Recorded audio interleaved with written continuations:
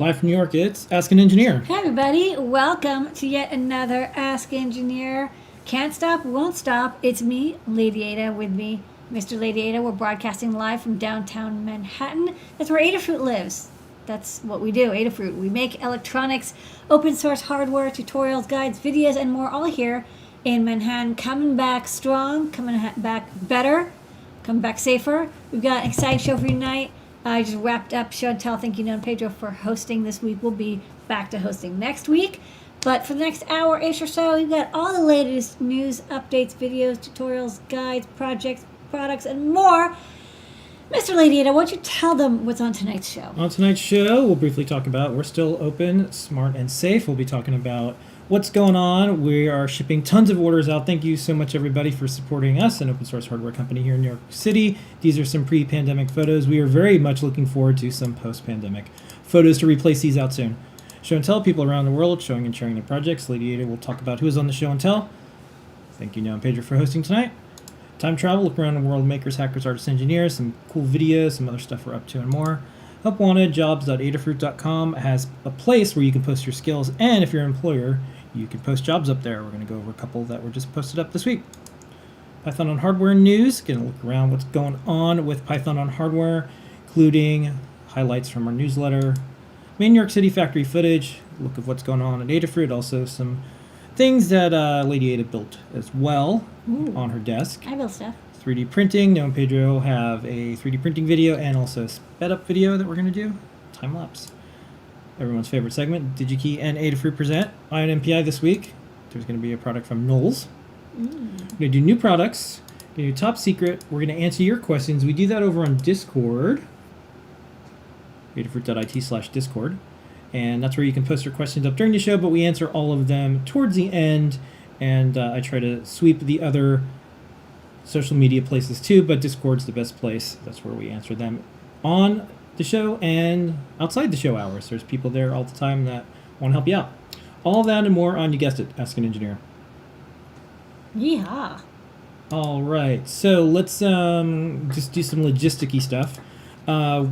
We are still shipping smart, shipping safe, and I'm pleased to announce we've done this mini State of the Fruit. So our all company meetings called State of the Fruit. We do it every single week. Yes. Done it even throughout the entire pandemic. We did virtual ones. So as of today, we're once again hiring. So we have some roles opening in our shipping, logistics, and our test prep, and those departments today, this week. We have a really good interview process where we're still doing virtual stuff, but there's also in-person stuff that we do later, and our protocols continue to keep our team safe. So we're really pleased about this. If you're looking for economic indicators or things, so right now the demand for all of our stuff is higher than we can get to with the amount of people we have. Yay, that's good news. So consider that part of the jobs report that you might see in the U.S. every single week. So that's worked out well. We already did a couple interviews, and they went really good. All right, so we're probably, 75% done with 100 days of masking. Yeah. And we're putting a mask in each Adafruit order in the USA, and that's in addition to the freebies. Lady Ada, what freebies did they get when they put stuff in their cart? Okay, in addition to getting a free mask, just about every order, $1 or more is the limit. So just don't order something that's 50 cents and you'll get a free mask. $99 or more, you'll get a free Perma Proto half-size breadboard or PCB for making your solderless breadboard projects permanent. $149 or more, you get a free STEMMA QT board. We have a whole bunch of sensors and devices and actuators and digital potentiometers, etc. We'll give you a different STEMMA QT I2C board with every order. If you make an account, we'll make sure you don't get this same one you've already gotten for free. You'll get a different one. If not, you'll just get a random one each time you book your order. And we've got I2C drivers and Arduino and CircuitPython and Python for all of them.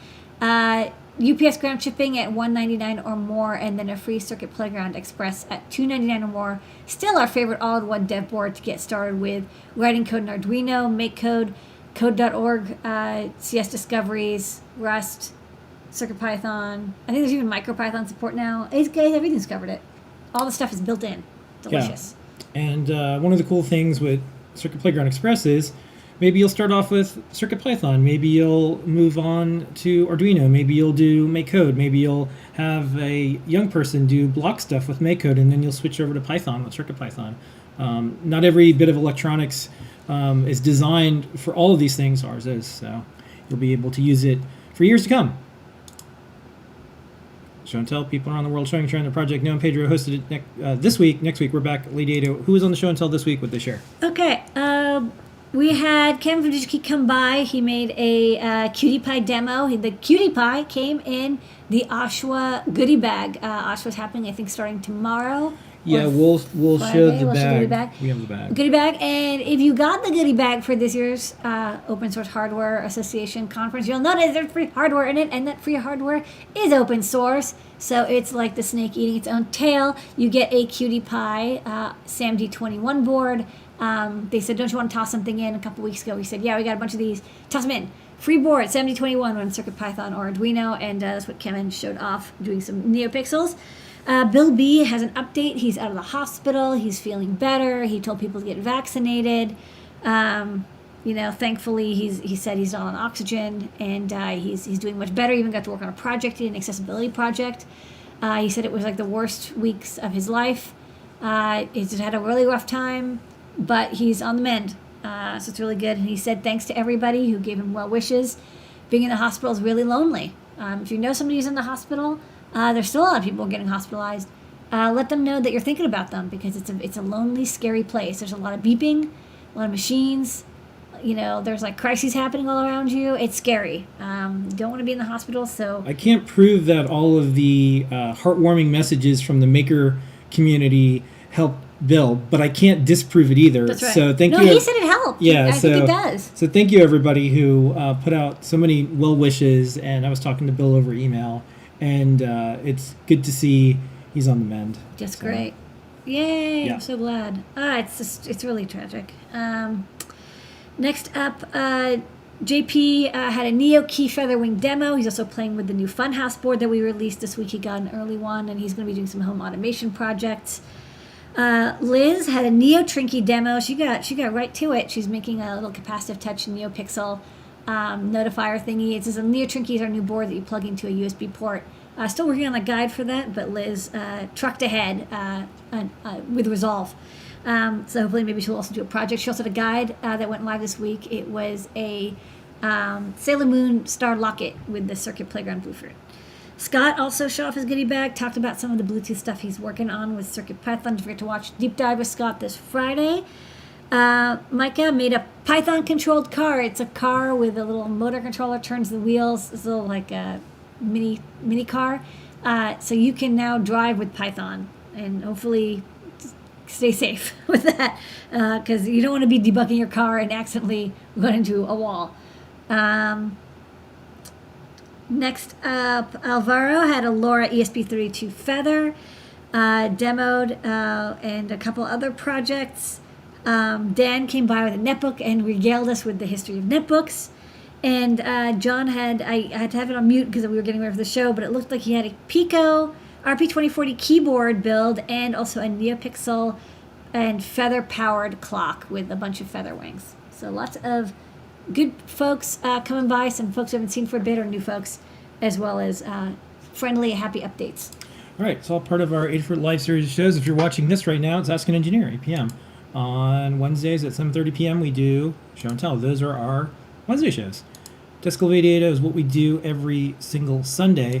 And this week for the highlight reel, what I did is I took the whole show and I have it play in 48 seconds. Okay. So, because we're covering so many things in Desk of Lady Ada. I can't remember that. Yeah, so we have the Great Search with DigiKey, where you go over a specific part. Rotary potentiometer. Yeah, and then you also have all the stuff you show. So you can narrate this exciting clip. So I've been doing NeoKey stuff. I'm also working on Seesaw NeoKey. So this is a 4-key I2C chainable system, and I added rotary encoders. I'm also going to make one with 4 rotary encoders. This is me demoing that you could have 4 rotary encoders.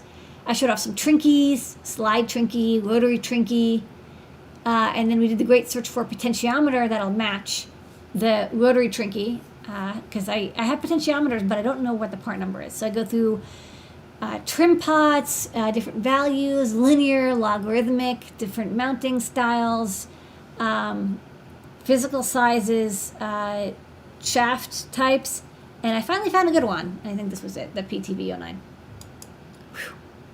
It's a lot. So I think I'll try to do that each week. Yeah, that'll because it help. has so much stuff. So this Sunday, we're gonna probably be demoing a new feature. It's a little bit of a surprise. This isn't the top secret section yet because you can find this on Learn, but we call it the Project Bundle. We're the Project Bundler, and we use Bundlefly to help us out. It's a way to just get all the things you need for a CircuitPython project in one zip file while you're looking at the guide. So we'll probably have a live demo of that this weekend. So check that out on Sundays. On Tuesdays, we do JP's Product Pick of the Week. This is the only electronic show that I know of that broadcasts live from a product page where we do a huge discount during the live show. So if you watch the video later, sorry, but you know exactly when it's going to be on every single week, so you can just time it. So here is a recap from this week's.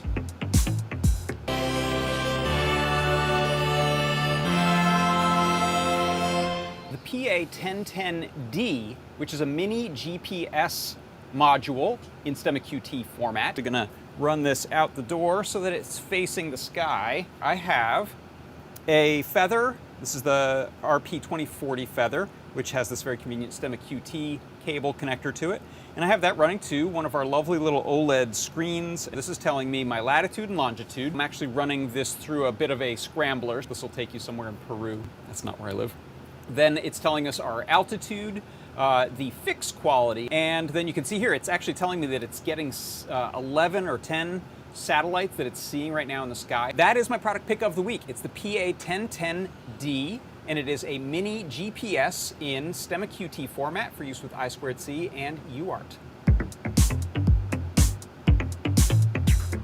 All right, the JP's workshop is on Thursday. I'm going to show a couple little clips of things that were on the show recently or previews of what's ahead. And then also JP's probably going to be showing off the Project Bundler tomorrow as well. So if you want to see a preview, he'll have that. So I'm going to show these back to back and we'll see you on the other side. This is a capacitive touch light switch made with the Feather RP2040 running CircuitPython and connected to the Cricut robotics platform. I've got some copper tape here running to one of the capacitive touch pads on the Cricut and a servo motor inside of a 3D printed housing that will flip the switch on or off when we touch the copper switch.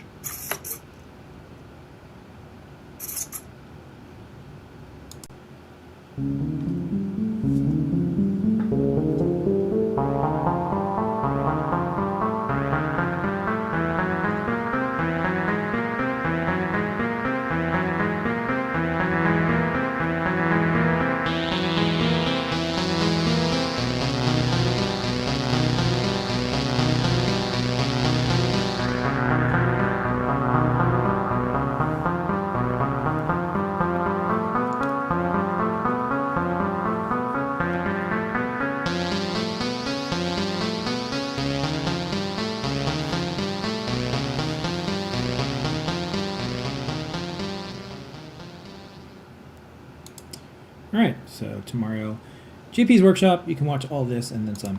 Time travel.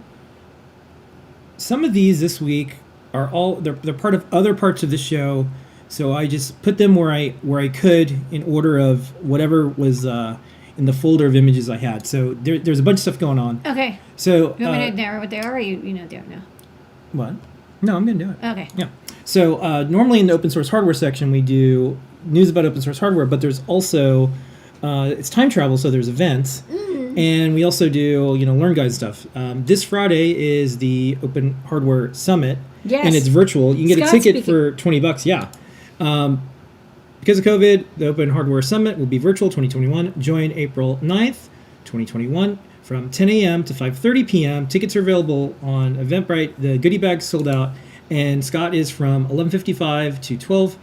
Interface design and open source hardware and software. Scott's going to be there. Adafruit team will be in the chat and all that. So we'll see some of you there. And as far as the goodie bag, so we were and are a sponsor. Can you run the goodie bag? Yeah.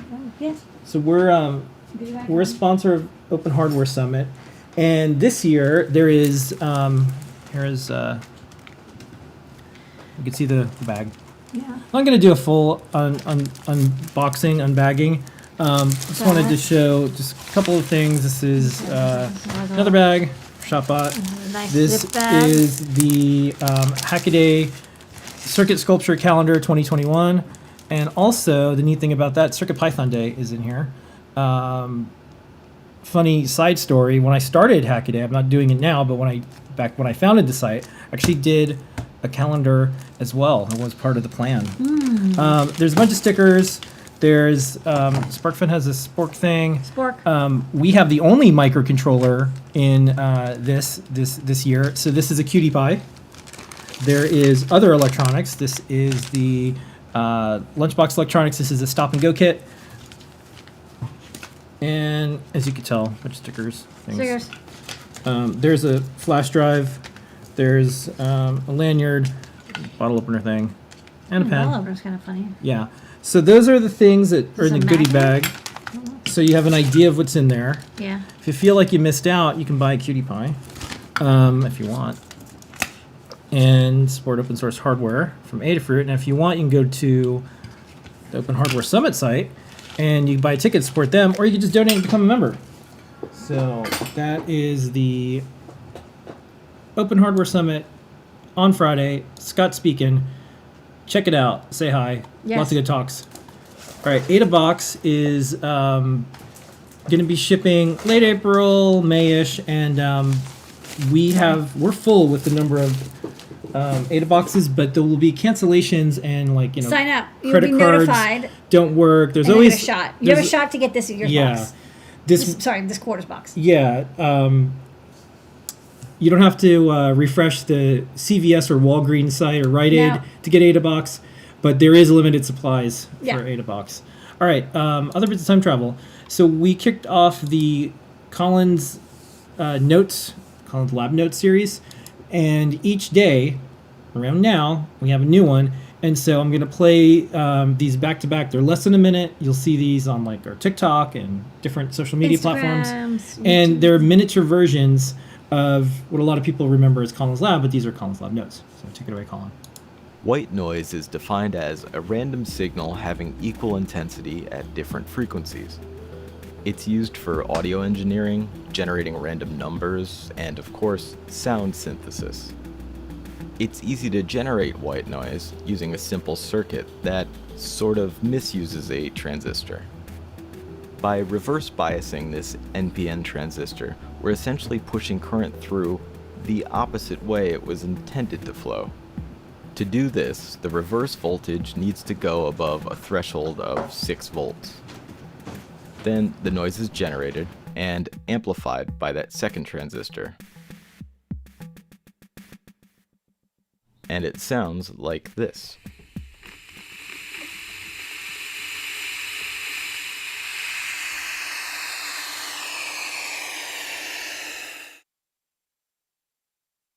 Let's crimp a connector.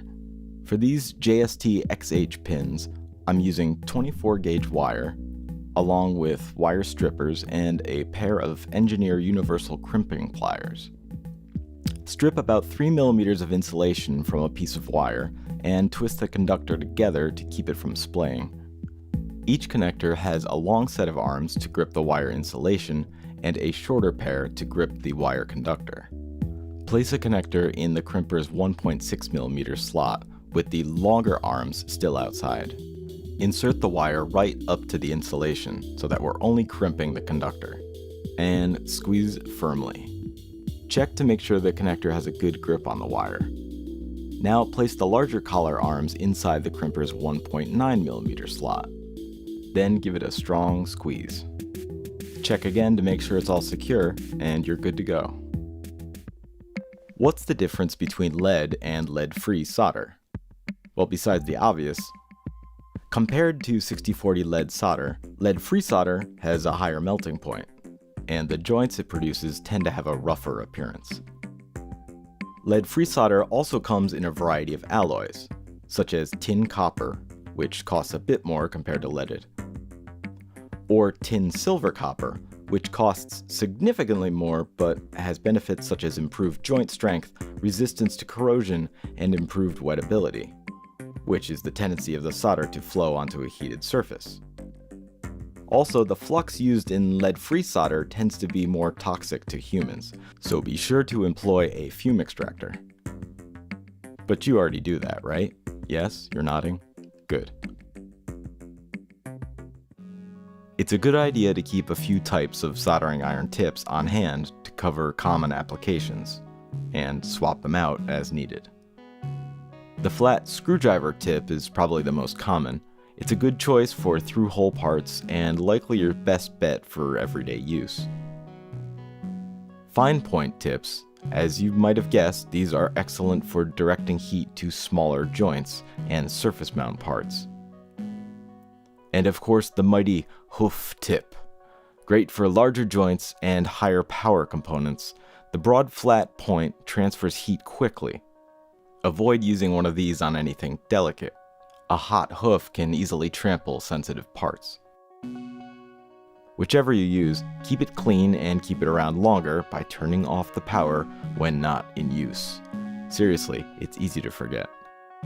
What temperature should you use with your iron? The short answer? For lead-based solder, set the iron to about 650 degrees Fahrenheit. And for lead-free solder, you can go up to 750 degrees Fahrenheit. And the long answer? Well, it depends on a few different variables, namely, tip size.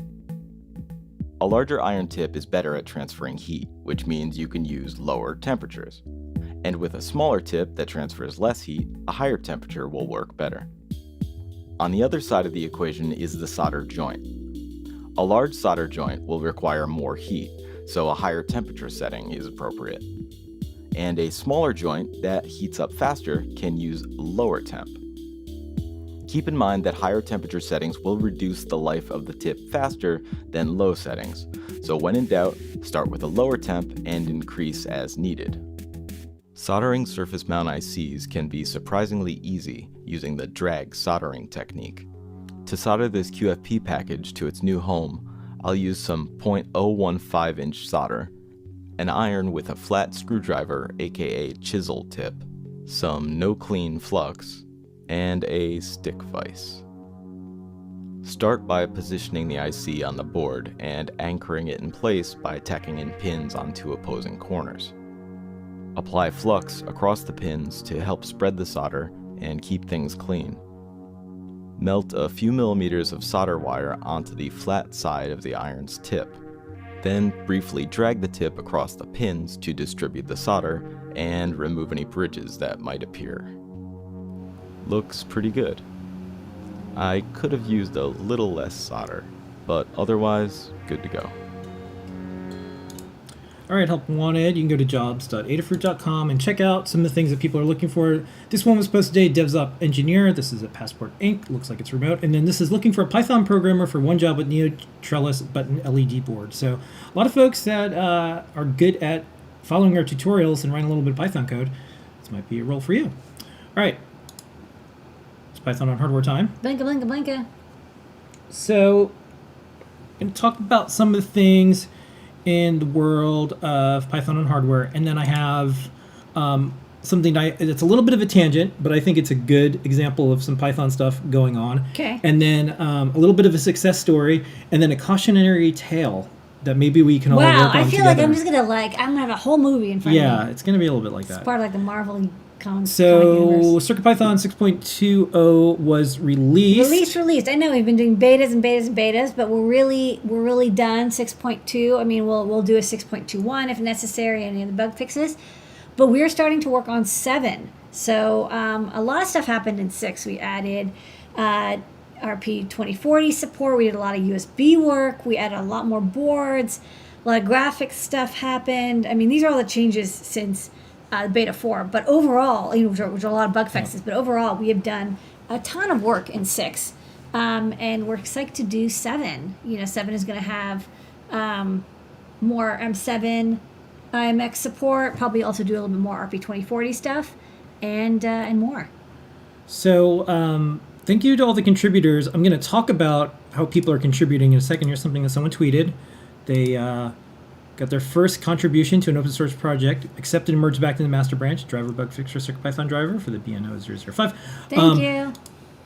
In every place that we release CircuitPython, we always thank all the contributors. Thank you so much, Thank you so much. everybody. Thank you. This is a very good, functional, healthy open source community that is publishing a lot of software and taking in lots of contributions. So thanks everybody for making that happen. I'm going to talk about that in a second and how there are some good success stories in that, because you always don't hear about the success stories. Don't forget, Open Hardware Summit is this Weekend. well, it's Friday, Friday, which is kind of like a weekend. Early weekend. Scott's Deep Dive series celebrating 1 year this week. Congratulations, Scott. So he's been doing these Yay. for 1 year. If you want to see the building of something like CircuitPython, which is going to be up to 200 boards soon. We have 196 boards. We're getting close. Over 300 libraries. If you want to see a lot of the smarts that went into this, check out Deep Dive every single week. And there's with Scott. cats. Yeah. The other thing is Lots of keyboards. some emergent trends we're seeing.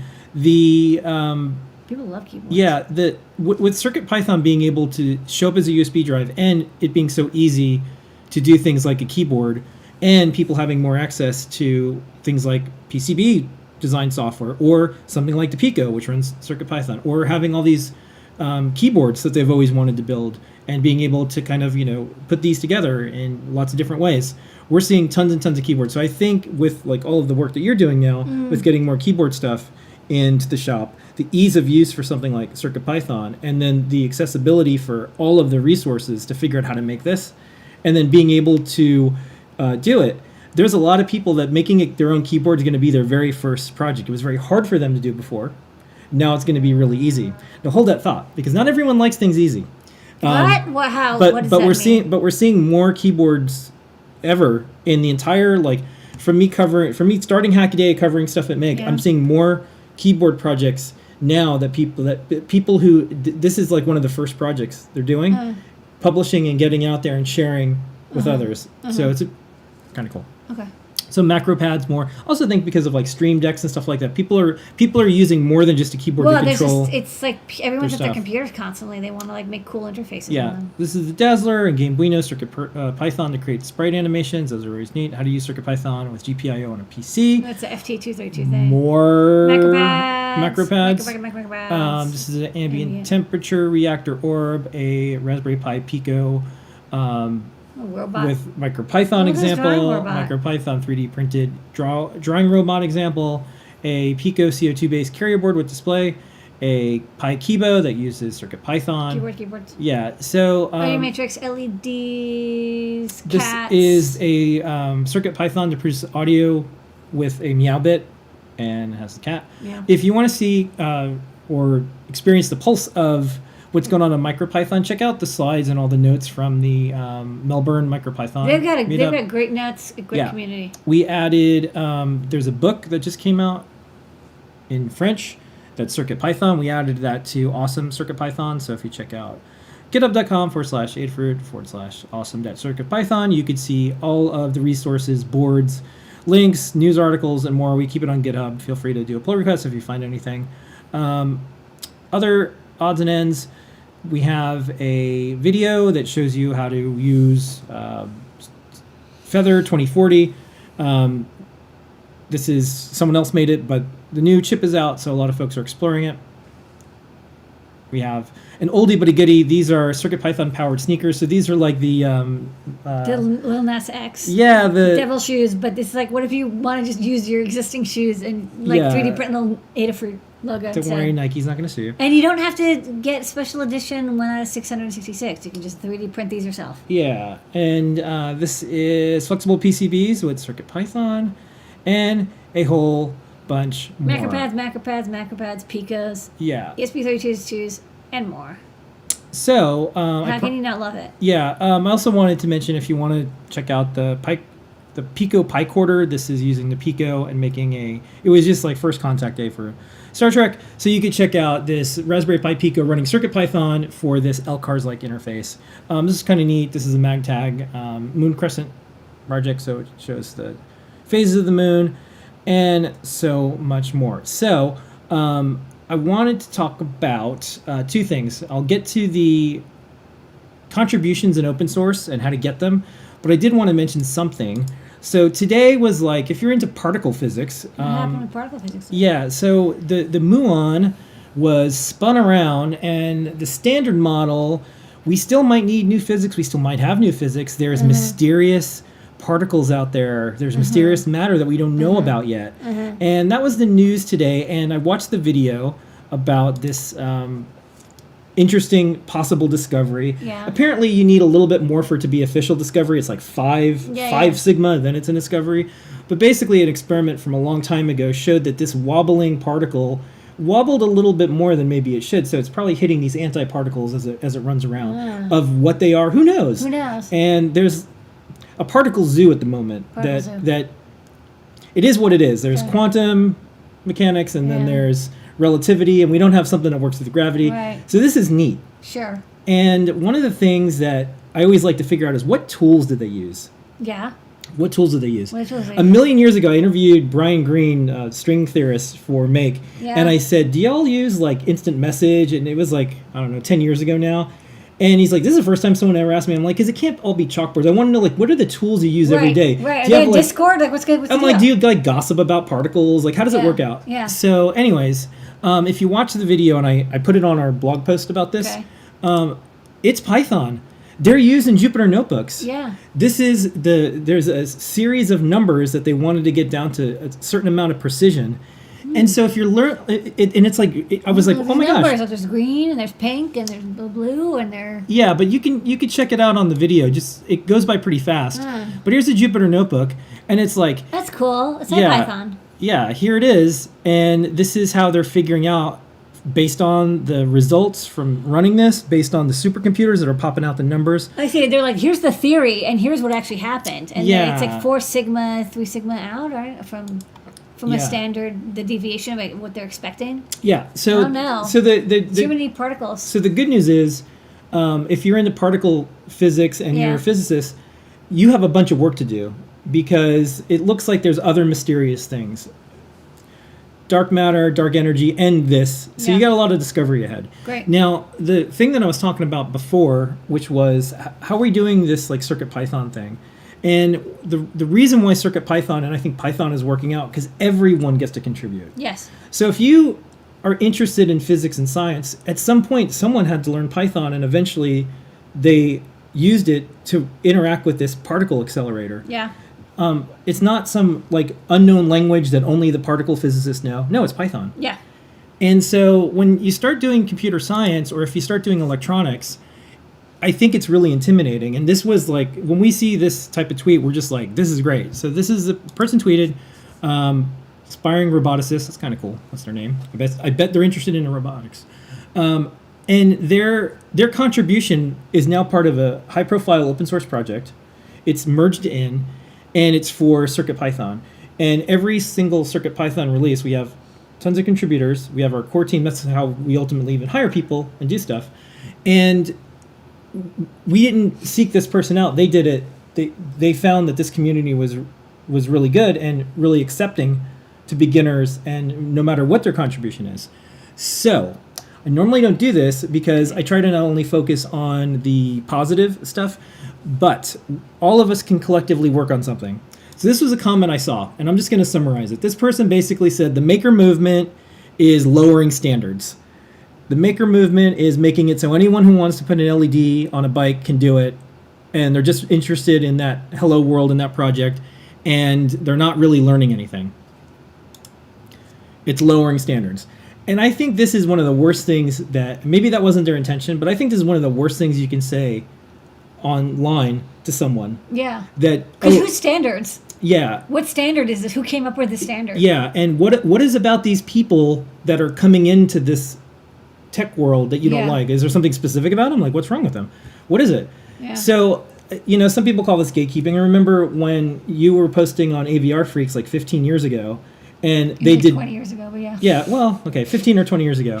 And these engineers with 50 years of experience, they saw your name, Lady Ada, and they're like, get out of here, lady. Just get out of here. And They were angry I wouldn't contribute to their wiki, and I said I don't like wikis. And I still don't like wikis. But they didn't like the idea that you were making electronics so much easier for people, because Yeah. that meant the face of electronics was going to change. That meant different people were going to come in. Yeah. So when y'all see these things about like standards are lower or more people are going to get in, that I know it hurts, because at first I'm just like, I was angry. It's actually a little bit when people say, "Oh, it's a toy." Like I used to hate it, but I actually love it. Whenever you hear somebody say, "Oh, that's a toy," that's when alarm bells should be going off, because that means that it's a disruptive technology. Anything that's a toy is the next generation of technology that you just don't understand yet. Yeah. So it's like when people are like, "Oh, this is a toy language," or "This is like toy hardware," or like, like this whole like scientific endeavor is a toy. yeah. A toy is a plaything that is creative and fun, and that's what usually ends up being the disruptive technology that takes over from whatever is happening now. Right? Like I remember the So- Raspberry Pi was a toy, Yeah. and now it's like half of like industry uses it for single board computing. So I've seen this phrase used a lot, and a million years ago I wrote an article about Arduino and like how it won in getting so many more people to get into electronics, and anything that came along later would be Arduino-like. And so I see this phrase used. So when we all see this, let's celebrate the successes, continue to get people in, but let's make sure, because this grows and it becomes dangerous and cancerous. And I'll tell you why. I've seen people, and we've deleted this when they've tried to do this.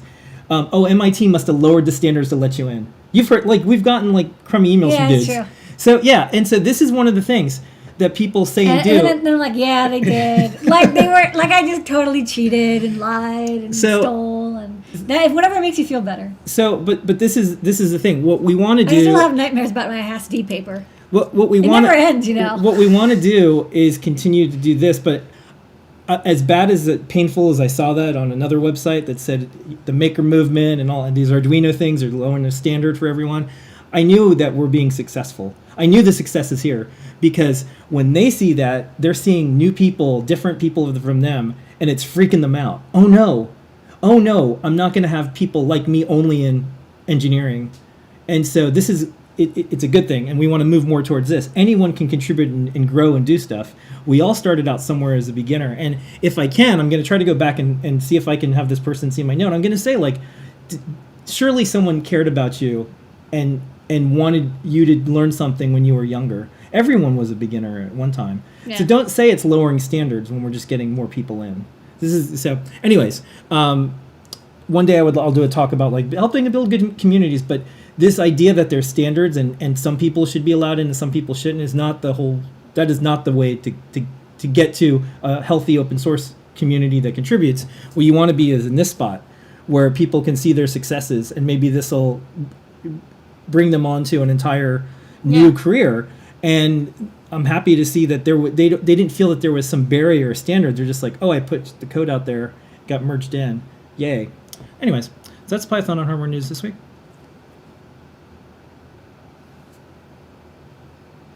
All right, next up, open source hardware news. I have two things before we get to the guides, Lady Ada. So we put this up on the blog. This is, like I said, there's a bunch of stuff going on this week. Yeah, this is interesting. So this is neat. Google versus Oracle has been going on for 10 years. Google used the Java APIs to do stuff in Android, and Oracle said, you are infringing the copyright Even of the APIs. the API itself is copyrighted, even Yeah. though you re-implemented all of the Java back-end framework. And what's neat is they said it isn't, and this is very good because, API and languages are now APIs, right? The thing about Java was not just the language; it was the API, the standard API that was used to interact with the language, because it's like you had to. There was so much stuff built in with Java, right? There was like string management and like hash tables and everything, and all that being built in. It's good that a language isn't and its API isn't copyrightable, because it means, first off, people can't control languages. People's code can remain free. Compilers can remain free, and it can be re-implemented in a black box manner. So, like, as computing goes, I think this is good to have. We don't have to worry about like somebody saying like this. I don't think anyone would do it, but we don't want somebody to invent a language that becomes popular and say, okay, I own it. The compiler's mine. you cannot implement your own version of this language. You cannot implement your own compiler of this language. So I sent a note to a friend, and I said, because I was just trying to catch up after a year of all of us just being in survivor mode. Yeah. And I'm like, yeah, I would love to write about how this is going to help open source hardware. So this is the first round for software and APIs. Are instruction sets copyrighted? I'm sure it's gone to court. Ship plans are in a different category. Yeah, Recipes are in a different category. No, I know. There's all sorts of things. I don't so, think I'm sure AMD fought this with Intel. I got to look it up. Everyone wants to be a test case. No, that's not true. All the lawyers want to defend a test case or Everybody prosecute. wants to be a test case. The people themselves do not want to be the test case. Everybody wants to be a test case. So, there's debate about Google's a giant company and they can afford to do this for a decade or so, and that's true. But this is also very helpful. And there's a lot of things, book scanning. I like that Google made sure that was possible. There's the way you can publish a video on YouTube, and it's possible to publish a video almost anywhere. There's DMCA and all that stuff, but it is possible to do it. There's fair use things. It's basically turned into fair use. So I think, again, if I had time to do journalizing, put on my journalizer hat, I would try to show that this is going to be something that comes up in hardware, and hardware APIs and software APIs and all of this. This is a good thing. This is excellent news for all of us. And the transformative nature and the artistic thing and what a programmer does with an API was, I think, upheld of what programmers think. Yeah. It's I would use the API. That's not copyrighted. That's not protected. I'm interacting with it in a way that's designed. I mean, if it obviously wasn't, it's not, code is copyright, but in this particular instance, this part of the code is not. I mean, it has to go to court. I'm glad it went to court, right? So if it was really obvious, it wouldn't have gone to court. So obviously it wasn't that obvious, but I'm glad that it came out this way. Okay. That's good. And then next up in the news, I thought this was neat. So this is Kevin Scott. This is the CTO of Microsoft, and did a very nice tweet about our Love's machine learning kit with Adafruit. It uses our Braincraft hat, and it has all the cool open source stuff from Microsoft, and it has all of the neat things from Adafruit. So this was really neat. I thought it was a really good example of open source hardware and software for machine learning and AI, which I think that's the next other thing for all of us to think about is, the algorithms can easily be blamed for lots of stuff that happens with AI and machine learning, but a human wrote those. So we could just have more diverse people writing the algorithms, more people using these things, and they'll get better. So this is yet another example of maybe making it too easy. Imagine that, AI and machine learning being too easy. The standards are getting lowered every day around here. So I thought that was neat, and it just went in with my theme of making things easier for everyone. And nothing can ever be too easy. I don't know why anyone think that. Okay, we did have some guides this week. Yeah, 2,451. What do we got on the big board this week? Okay, we've got the LED snowboard from Erin. She and her snowboarding friend made a cool snowboard, some waterproofing technique, weatherproofing techniques in this one, NeoPixel techniques, and also it's motion activated. So when you do tricks, it lights up with different things. Noah and Pedro, and we'll have a video for that. Noah and Pedro made a Guardian robot, and I can't remember, this is from the new Zelda game, the fighting one. Anyways, you have this little Guardian robot companion, sits on your shoulder. They made a little autonomous robot, and it's adorable, and it kind of looks around, and then it blinks its little eye. It's all 3D printed, and it uses CircuitPython to program it.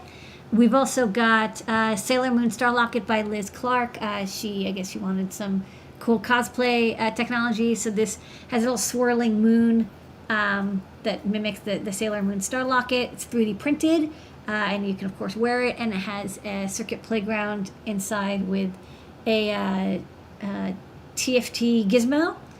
And then, last but not least, we've got the analog knobs for Raspberry Pi 400 project. We want to do a CyberDeck project and show off the StemmaQT connector. JP took one of our quad analog digital converters, connected it up to the Raspberry Pi 400 through the CyberDeck, and made a cool 4-knob input to OSC, which is an audio control software system. So you can use it to control synthesizers or other audio devices over OSC. So it's a nice audio CyberDeck project. I don't know.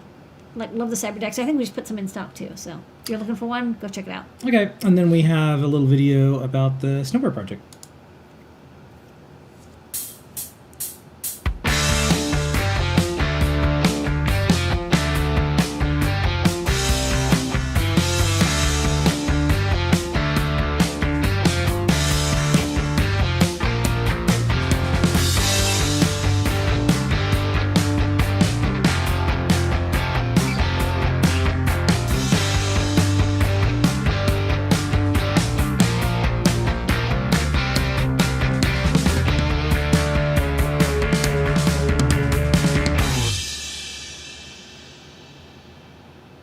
Build your own LED snowboard with NeoPixel animated lights. Add motion reactive animations using CircuitPython's LED animations library. The Feather M4 and PropMaker wing fit neatly inside a GoPro camera case, keeping your electronics safe and dry while you hit the slopes. See the full build tutorial at learn.adafruit.com. And remember to subscribe for more fun project ideas.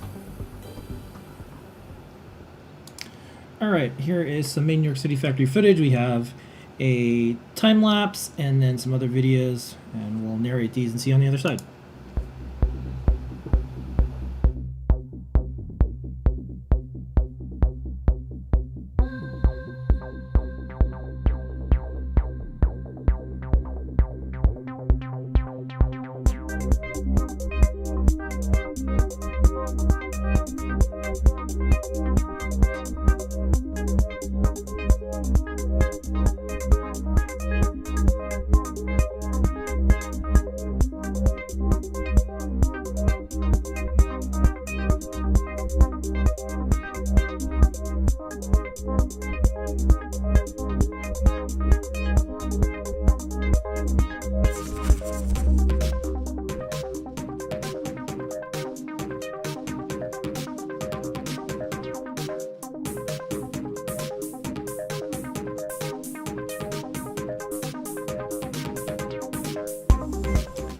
Here is some of the Cutie Pie RP2040s coming off. Right. We made them this week. We made a batch. We're going to be making more. I know we did not have a lot. Please sign up if you didn't get any. We always do a small run to start to get our testing and yield working out, and we have some things to learn, but then we're going to make tons more.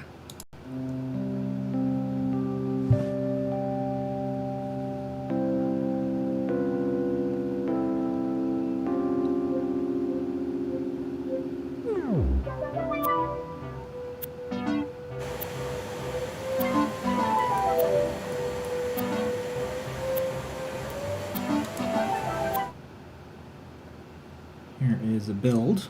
This is our itsy bitsy tester. Yeah. That's how we make testers. We have to put in those pogo pins, solder them in, and then we have some code that tests each board.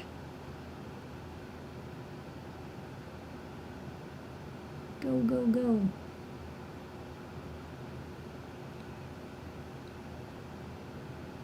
All right, and here's one of the testers. This in action. is, yeah, we're now programming our NR51s directly from a Metro, which is super neat. Didn't used to be able to do that. This is a cool word clock. It is 10 to noon. It is Wednesday. It's the 7th of April. All right, well, you know when this video is taken. Okay, this is a little CO2 sensor. I think we, this must be somebody on our team testing out CO2 levels in various places. So this is underground. This is upside down. This is upside down in the... It's in the subway. or it's in Australia. No, just kidding. It's in the subway. It's about 650. Some boxes are getting some stuff, and then here's a sideway video. This is receiving right now. If you're wondering where all the parts on planet Earth are, we have them. Haha. No. And it wouldn't be New York City factory footage without the time lapse of all the construction at the Disney building that's across the street.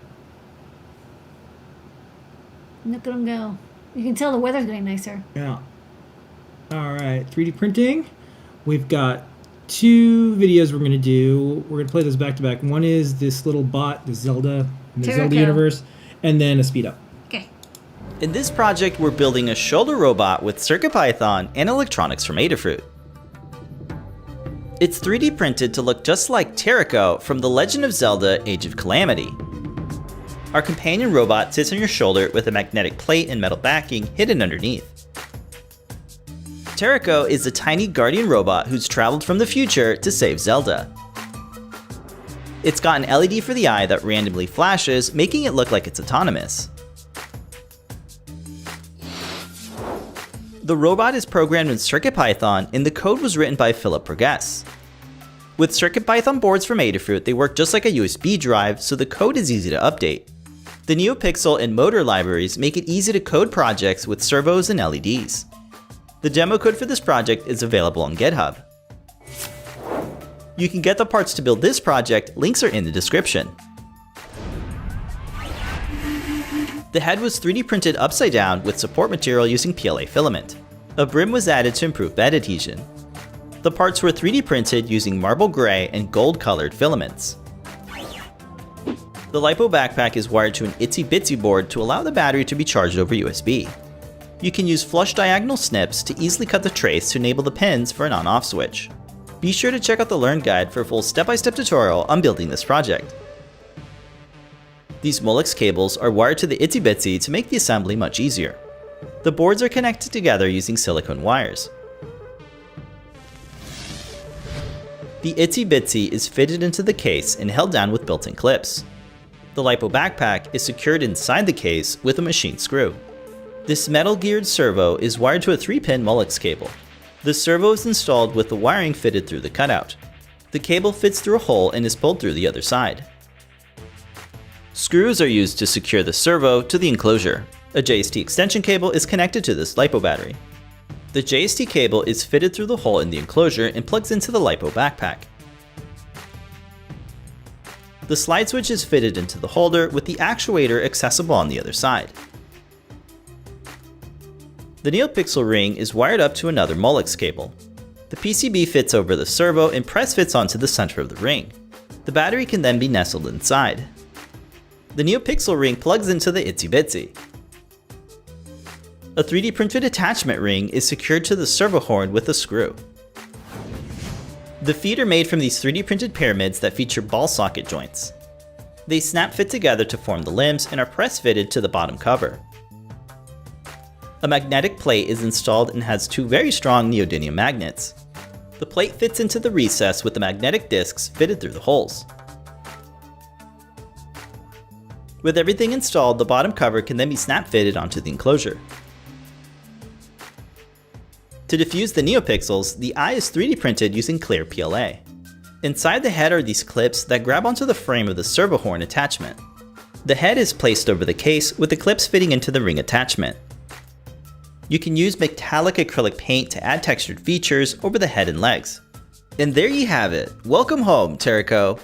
So if you're looking to build a companion bot, we hope you're inspired to check this out.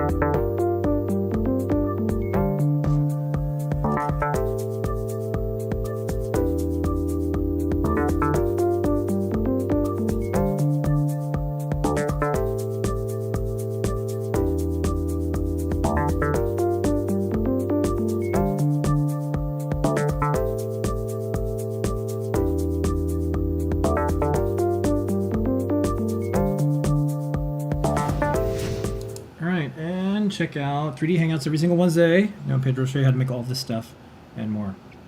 It is time. DigiKey and Adafruit present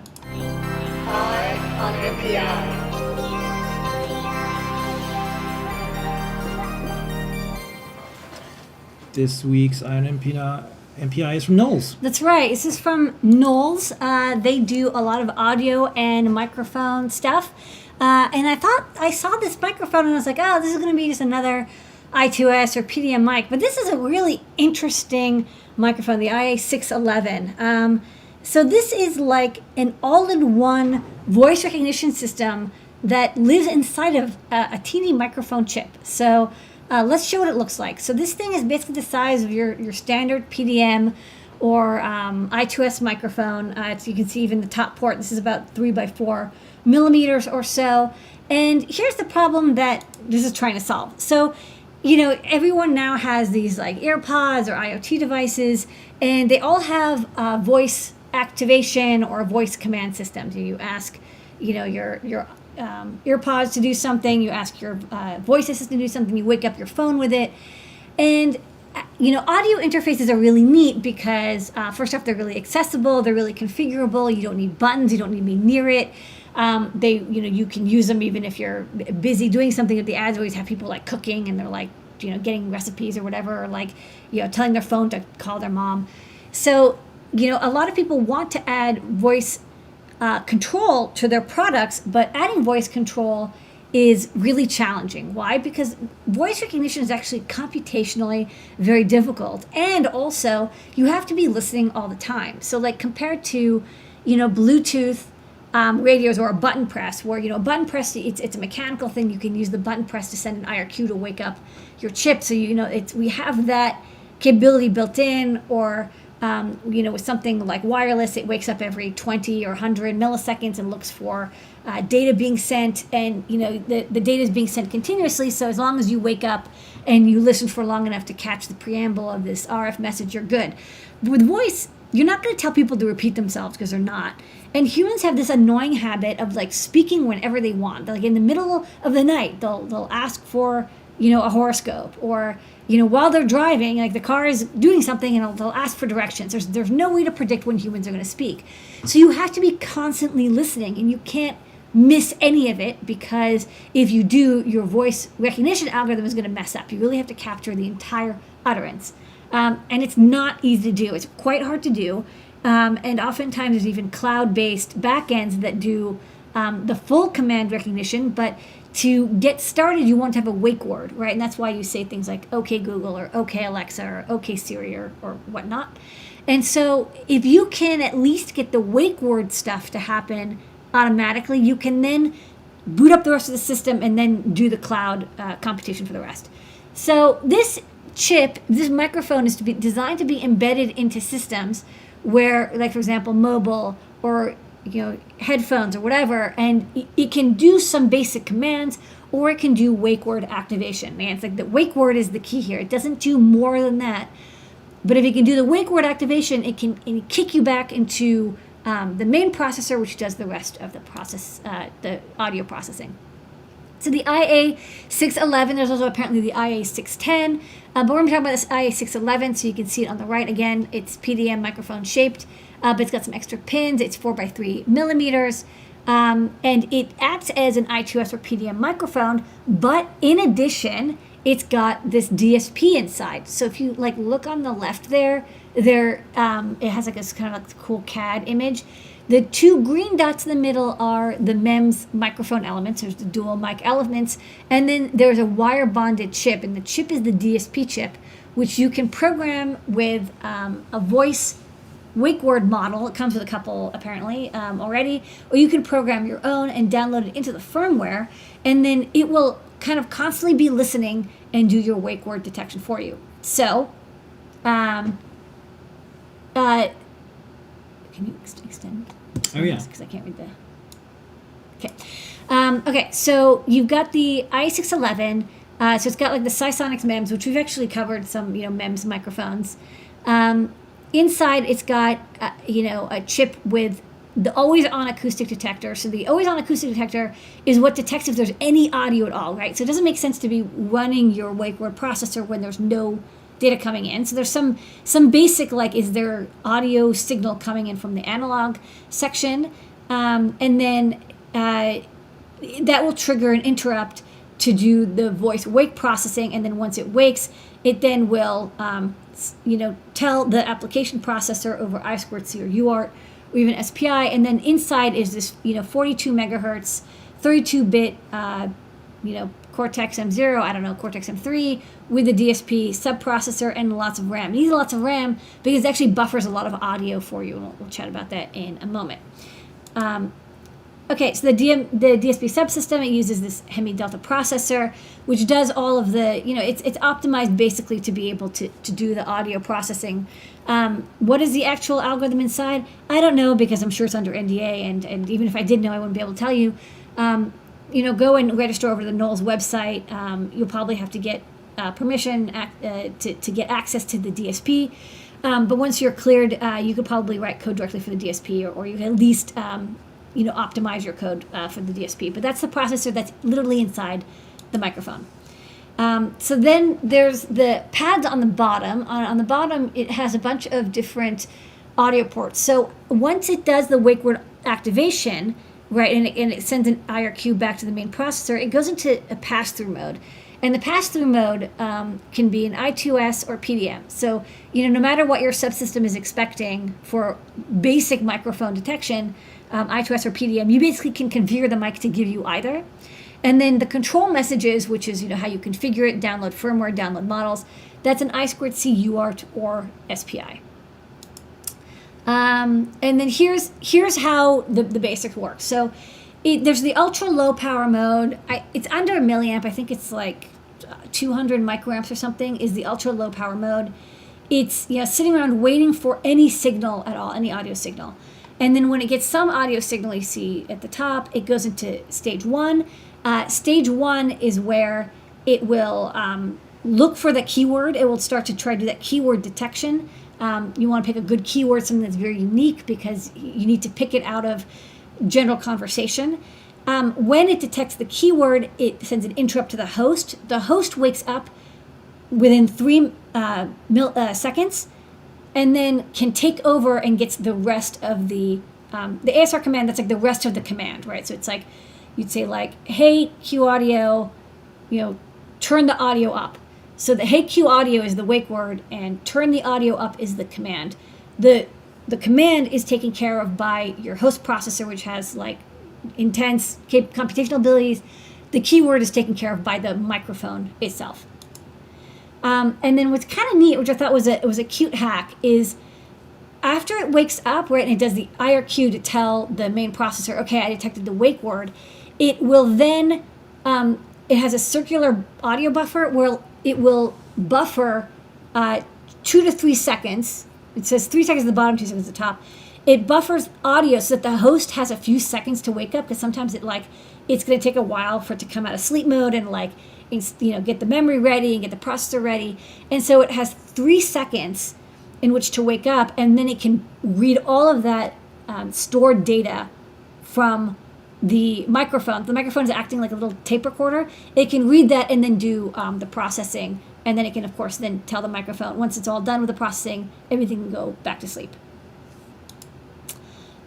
If you want to, it comes with a built-in training word. I think it was like voice cue. But if you want to do your own keyword, they have an Android app, and it's interesting. It's like you can actually train your own keyword, and you can take like lots of. I don't know if it's meant for end users or like developers, but you could use this to collect all the data, because you have to collect a lot of data when you're doing wake word detection, because of course you want it to detect all sorts of accents, and people have like different voice timbres and they have different pronunciations. So you're gonna have to get a lot of that data, but they have an app that you can use to collect all that data. And then the model file, you actually can use Atmel Studio, which I thought was interesting. They have a dev kit that you can use with a SAMD21 processor, and you take that wave file and then it converts it into a trained model, right? It does the computation to convert it into whatever machine learning model that's used for the utterance. You don't upload the wave, you combine all the waves together basically, and you kind of take the averages of them to create the binary model, and then that binary model is downloaded into the microphone on boot. So you can, that I2C and UART SPI interface, that's what you use to download the audio model into it. So you do have to set up the microphone. It's not like a trivial thing, but there is example code for all of this. And there's a dev board as well, of course. Pick up the dev kit, and what's nice is, folks who watch the show are probably familiar with the SAMD21 and Atmel Start and Atmel Studio. it's pretty easy. They have an example that goes with it, and so you can use the built-in default model. They have a couple examples like, turn on the lights and pause the music and all, 3 or 4 commands. And then you can practice with programming your own commands and burning it in. So remember, this is good for wake word and then maybe very short basic commands. It's designed for headphones, but I think anything that is battery powered, right? Because this is really good for low power usage where you want to have you don't want to be listening all the time. Like if you're plugged into the wall, you don't need this because you can just run your DSP constantly. It doesn't matter. You're just constantly listening because it's a very high power activity. It's for battery powered things or like things that are headphones or cellular phones or mobile devices, radios, whatever, where you want to have voice control, but you don't want to spend all of your power sitting there waiting for audio to come out. So this is like very turnkey solution, right? It's actually kind of neat that they shoved all of that into this little microphone. And the price is not that much more than a normal microphone. So you can save like 6 months of development time by picking up one of these. It's on DigiKey because this is ION-MPI with DigiKey. That's right. You can look for it with, you could type in SPK2611H M7H That's or the actual short microphone URL, itself. Yeah, or the short URL digikey.com/short/T78Q8N44. Yes. So there you go. So I think this is neat because we always talk about machine learning on the edge. So this is like the perfect example of ultra edge computing. Yeah. And we have a little 1-minute video from them that we're going to play. Okay.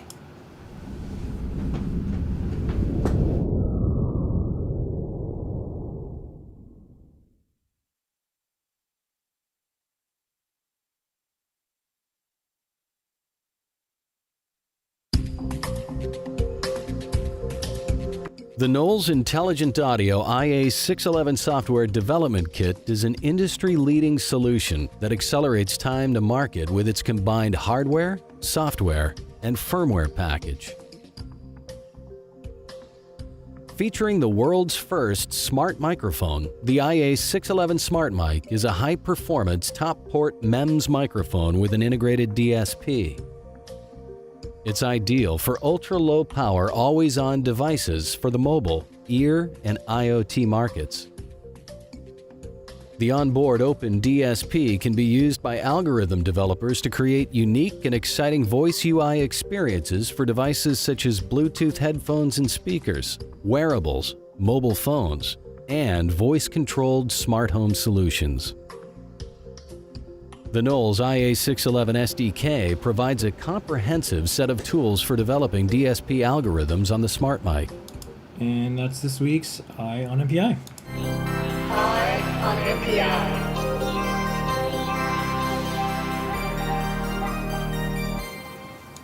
All right, before we jump into new products, are you going to do any products with that mic, you think? You're going to do like a stemma or a feather wing or... I'm interested. I got the dev kit. I still have to. I've played a little bit with it. I want to make sure that if we do make a breakout or board for it, that it's something that people can use without having to sign an NDA. Because if you do, it's very limiting to people. And then I would just say, hey, just buy the eval board instead. Okay. All right, let's jump right into new products. Ready? Okay.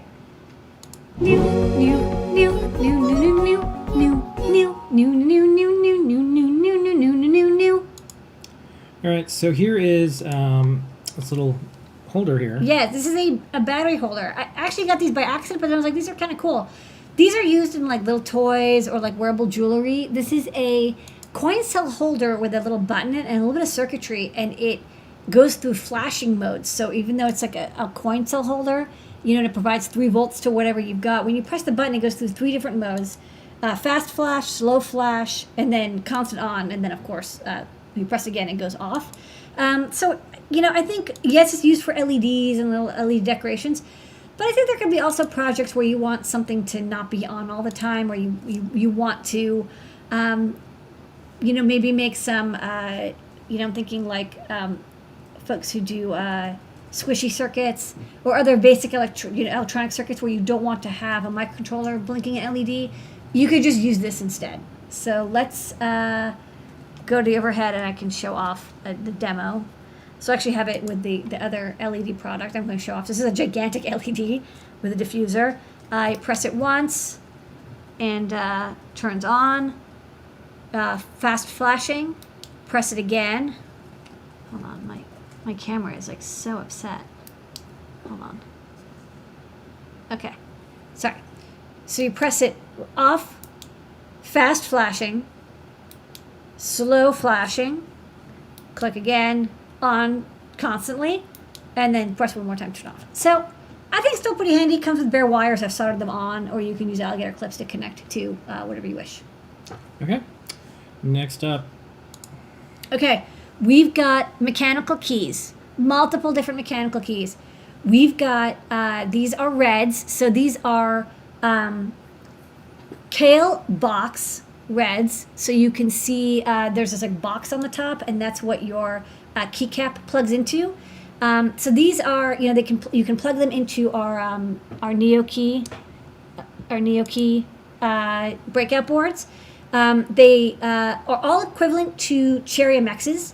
So if you have something that's like Cherry MX or Cherry MX compatible, you can use these. So just there's 4 different colors. I'll go through all of them, but they're all mechanically the same size. They just have different feelings to them, which I'll have to try to be evocative. So the reds are linear, and they're kind of the most popular. So we'll start with those. The next one are the bottom. That's the bottom. Yeah, you can see they plug in. Next up are the Kale box blacks. So these are they're also linear. They don't have any sound. They're a little bit stiffer than the reds. Some people like the blacks. They're equivalent to Cherry MX blacks. Again, you know, the same size and shape. They plug into our sockets, whatever. Then there's the browns. And the browns are tactile. And what does that mean? It's like when you press it, there's a little bit of a bump to them. It's not an audio click, like it doesn't sound loud, but there is like a little bit of a bump, so you can feel that it's been pressed. And these are equivalent to Cherry MX browns. And then finally, there's the Kale box whites. And these are actually clicky. So if you want loud clicky buttons, these are the clickiest by far. Maybe I'll even take one out and I'll demonstrate the clickiness. So that's me clicking. It's clicky. So these are the clickiest. And then you can feel the clicky. Yeah, why don't you focus in on Yeah, it's tough because it's white. No love. Contrast there. The browns, again, these are, I can just feel like, ooh, there's a little bit, it's hard to tell. You gotta just feel them. There's a little bit of a bump to them, so you can really feel that you're pressing them. And then the blacks, which are a little bit stiffer than the reds, and then of course the reds, which I think I stole for a project, so I have them here. And then you can get keycaps and anything that has this X top to it. You can see there's a little X to it. Snaps onto the box to make for a keycap. So, you know, you want a keycap, again, anything that's Cherry MX compatible is within this family. It'll work just fine. You click your clicks content. Okay. And then you had shown this little half circle light up thing. Yeah, before. this is an LED. I mean, we have these like strip LED backlights. These are hemisphere ones. I think these are used for like car gauges or something, with LCD car gauges, but not sure exactly. They're kind of cool if you want like a unique shape. They have 2 LEDs in parallel in them, so provide them with like 30 or so milliamps. They just look like a white LED, so give them like 3.3 volts. Put a resistor in line if there's more than 3.3 volts going into them. PW on them, again, it's just an LED with a gigantic diffuser. All right, next up. Next up, I2C Mini. This is a little I2C helper buddy from X Camera Labs. So they make the I2C driver and the SPI driver. So this is a little mini board that has firmware that can communicate with your computer. They have Python 2 and Python 3 libraries and some other libraries that let you send and receive commands from I2C devices. So the larger one has like a TFT screen and like debug info and all that good stuff. This one's meant to be small and inexpensive. It's got a CP2104 USB serial converter chip, so there's drivers available, and then it just sends commands back and forth over serial. And this one, what I like about it is it has a STEMMA-QT compatible port on it. You can also plug in SparkFun Quick boards, and They come with a cable, so you can just plug in any board with header on it if you'd like. All right, next up. Next up, we've got these NeoPixel dots, and these are funky. I gotta explain these because they are not what they seem. So most NeoPixels, what we call NeoPixels, are basically shift registers. When you send them data, the data, you send a strand of data down into the first NeoPixel. The first NeoPixel will take the first 3 bytes off of the data that's coming through and pass the rest along. Kind of bucket brigade the data over. And that's what lets you basically chain as many NeoPixels as you want together. You just keep chaining them and you just send more data. Each one only, grabs the data it needs and passes the rest along. And that's why NeoPixels have inputs and outputs, because the data comes on the input, gets reduced, and then sent off the output.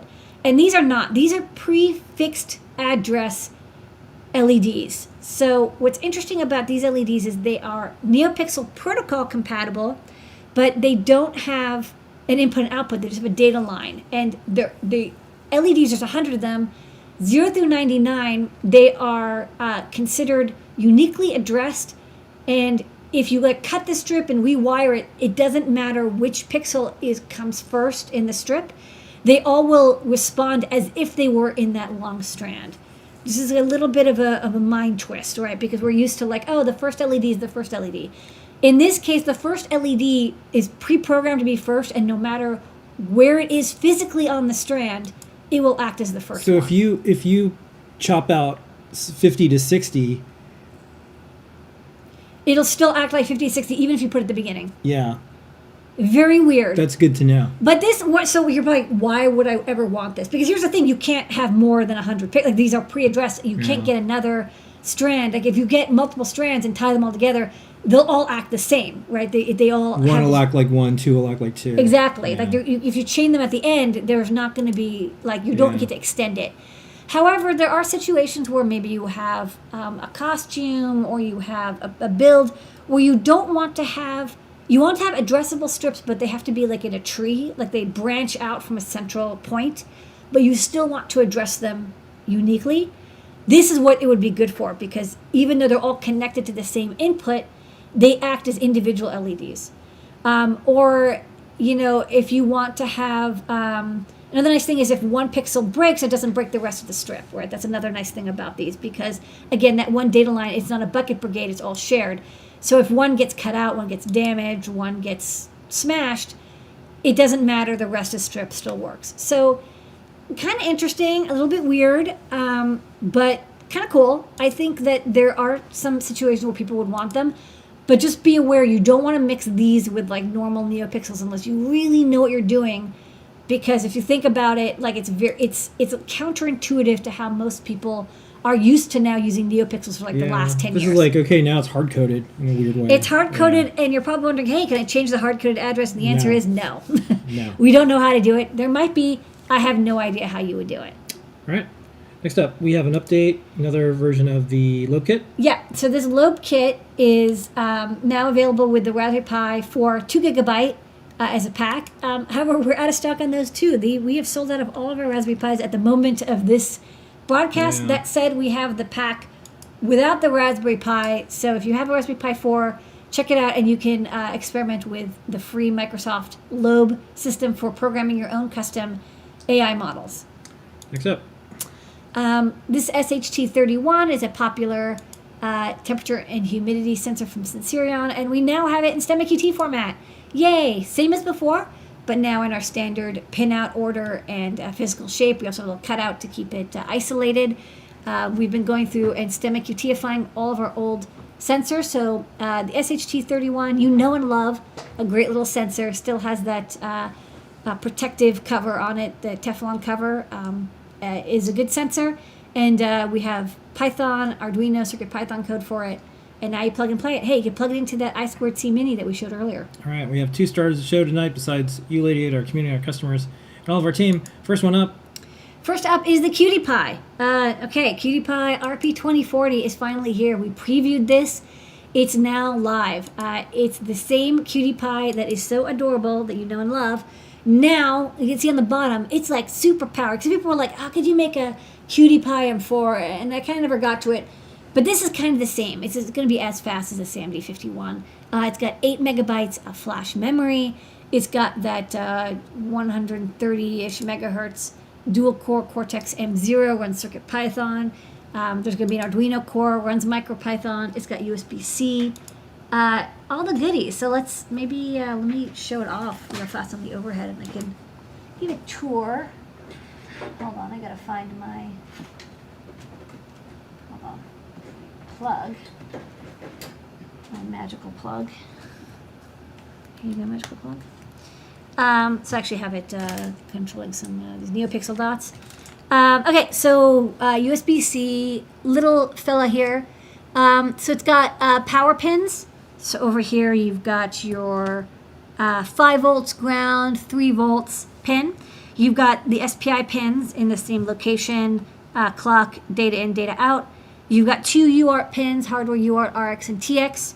You've got I2C data and clock. And then here's something different than the original QT Py for the SAMD21. This is a different I2C port because there's 2 ports available on the RP2040.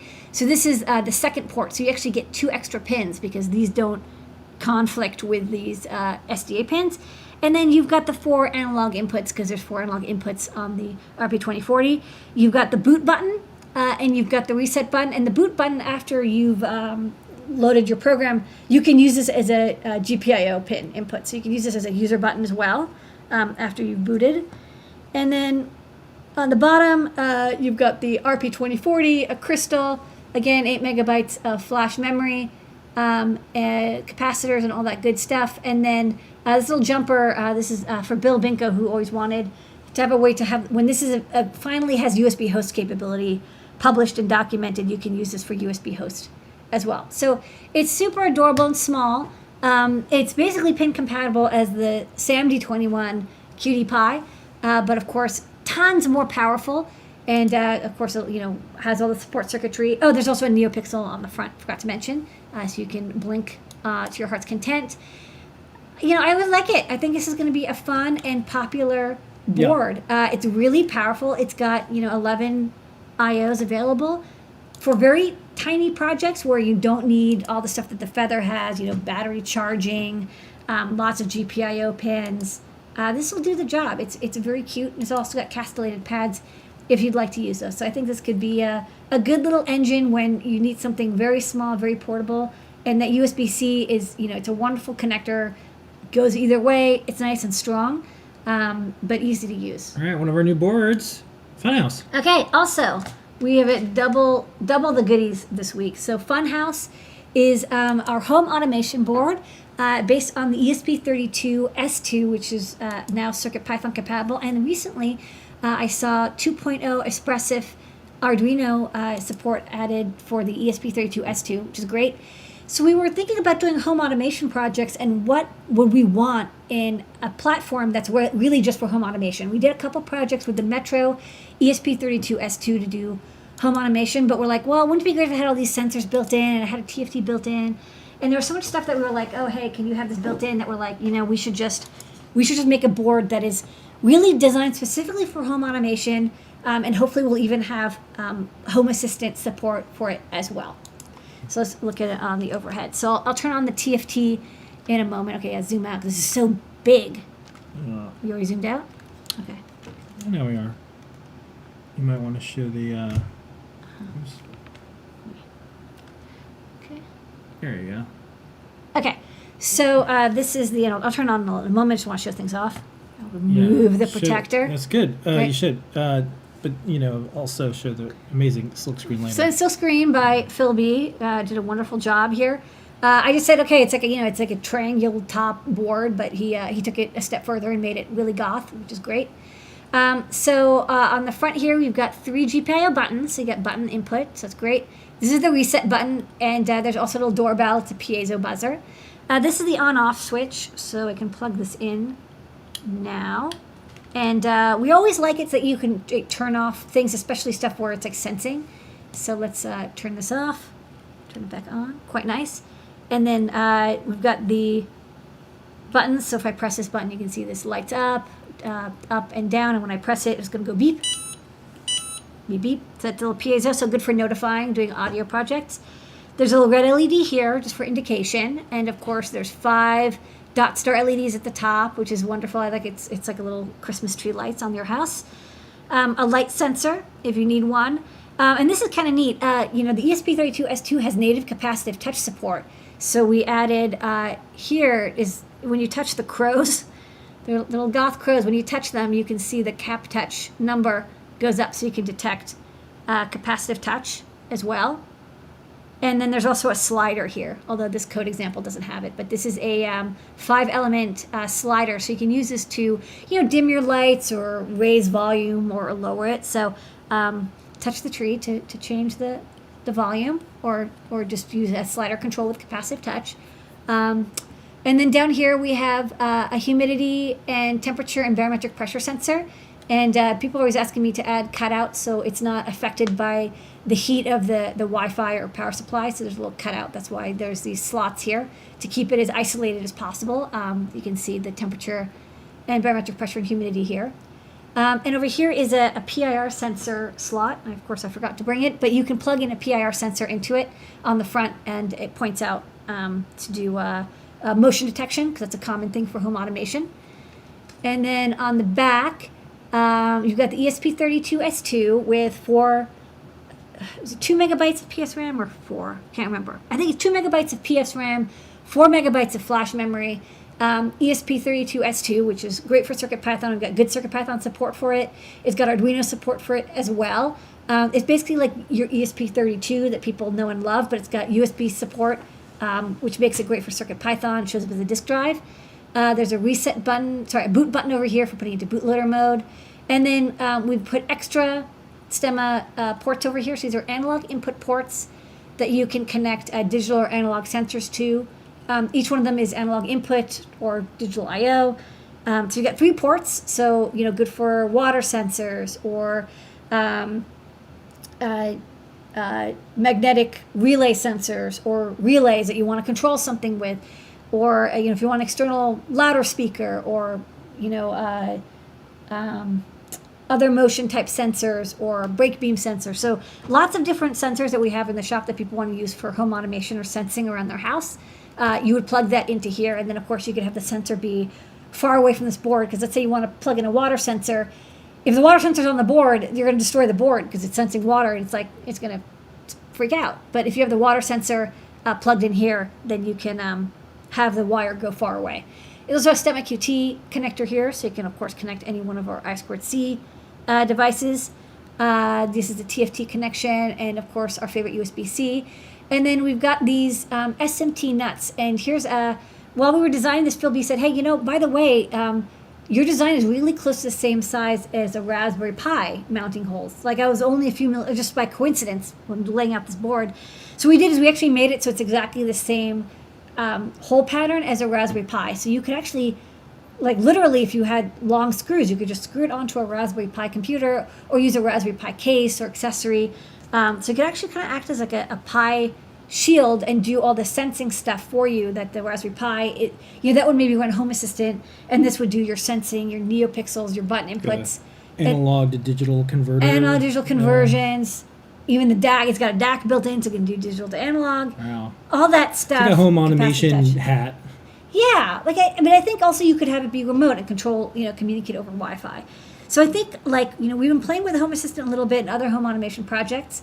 So I think that this is kind of like what would be a really good base for home automation projects using CircuitPython or Arduino, or using it with the Adafruit I/O. So we've got a couple that we've made. We're still manufacturing some more. We'll get them into the shop. So if you've got ideas for home automation, check this out. See if this will do what you want. If not, let us know what other sensors you want to be able to plug into it to extend and create your own custom home automation projects.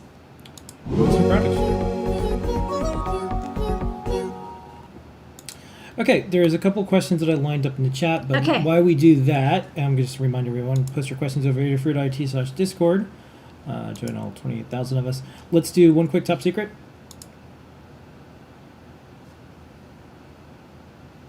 All All right, I'm going to be posting up this one on the socials later, but this is the start. Oh yeah, we're doing like these seesaw boards, and like I did one with NeoKey, and this one is Neo Rotary. So this is a quad rotary encoder to I2C converter. You could plug and play with Seesaw and STEMMA QT to add 4 rotary encoders over I2C, which I think is like neat because I really like rotary encoders and I really hate coding rotary encoders. All right, that's top secret for this week. Yeah. Okay, so here's the questions that I lined up. I'll try to get to them. All right.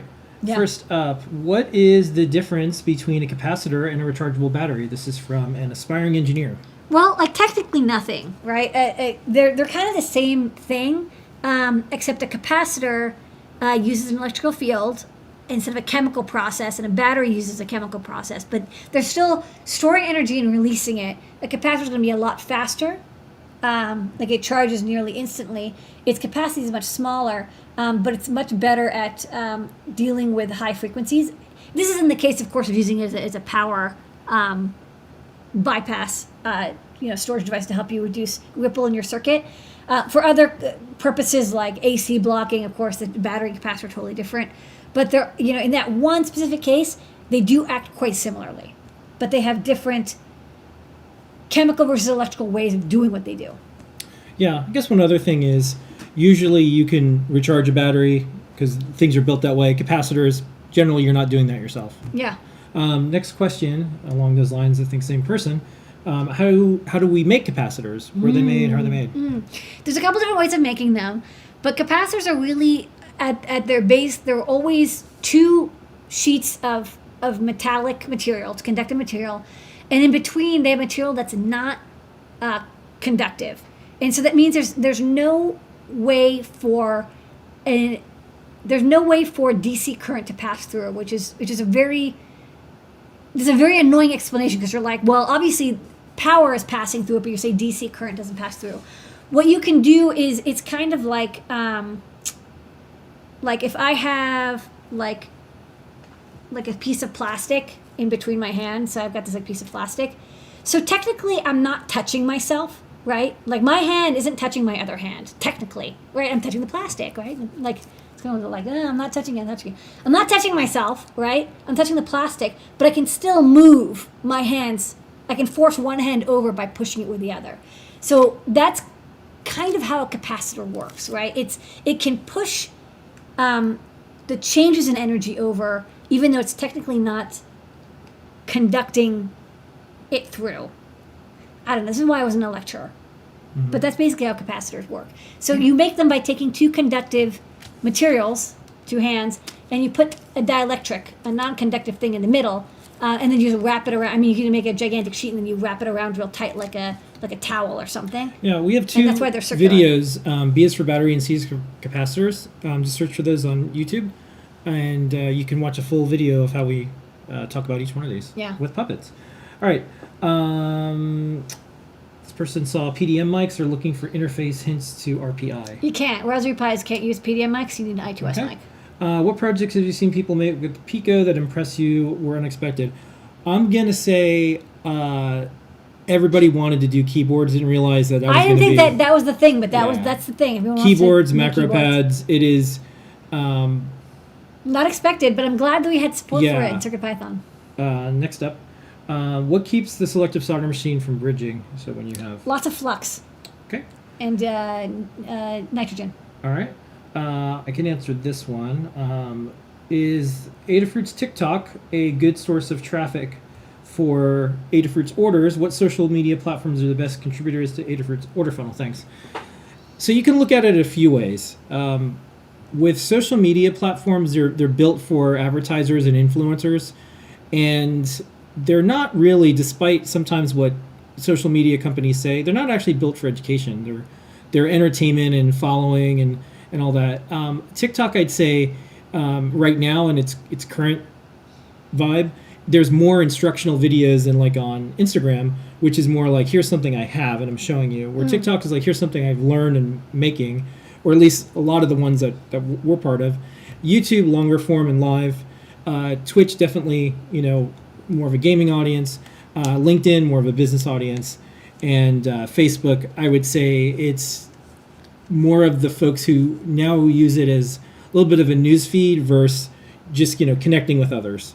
So as far as where people are like ready to do the click to purchase, that's always going to be YouTube probably. There's like two big search engines in the world, Google and YouTube. Yeah. And they're, same company. Different divisions in Alphabet. So with TikTok, one of the bets that we've made is there's a lot of people that are new, that are beginners, that never have seen electronics, and this might be the first time they see it. So that's why we make specific videos for that format. Also, it's a pretty common format across the social media platforms. And what we're seeing is people are like, oh yeah, I saw this like light up shoe thing. I saw this bike that I wanted to do LEDs, but I didn't know where to start. And this kind of goes back to what I was talking about earlier in the show. Thank goodness there's no standards for doing art and doing stuff with your bike and doing, computer programming, because they can see this, they can imagine themselves doing it. And so while TikTok is not a direct, like if we have 1,000 views, there's 100 orders, what we do see is people email us, or they'll even comment on a TikTok and say, I saw this and I went and got my first electronic kit. So it's working for the way that we want it to. And also there's more beginners out there than experts, and there's more beginners on those types of platforms. So YouTube, conversion rate high, other platforms, so. Next up. I don't think I saw a GST PH battery connector on the Funhouse that uses USB as the only way to power it. Correct. It's not meant to be battery powered. It's not a low power device. Okay. Could you add a Zigbee/Thread module to Funhouse? You could, but there's like no code for that. So what you would probably want to do is use this with Home Assistant. And Home Assistant, you would plug in a USB, Zigbee, or Thread module. Like you wouldn't want to write that code on the ESP32. All right. Would we ever make a MIDI controller kit? We used to.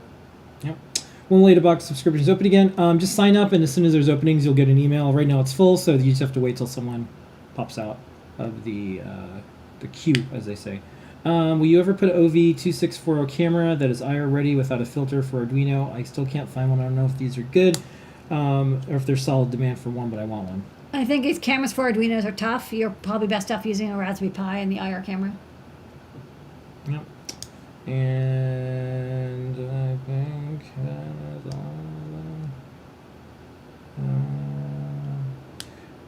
all. Question about the NeoPixel-like strands. Could you address two of them in parallel? Yes. If you connect them, they'll all act the same, though, right? So if you have two in parallel, you're connecting two in parallel. They will act the same. Okay. The new CR2032 battery holder with 3 flash settings. Do you know if the chip, right near the blue button is a ATtiny84 or 85? Any thoughts on the It's some unknown programming? chip. It's not a microcontroller. Okay. Does the ESP32S2 have a reset button? Need a reset button, or is it just for the UX? It's people like to reset their stuff. It's always good to have a reset button while you're developing. All right.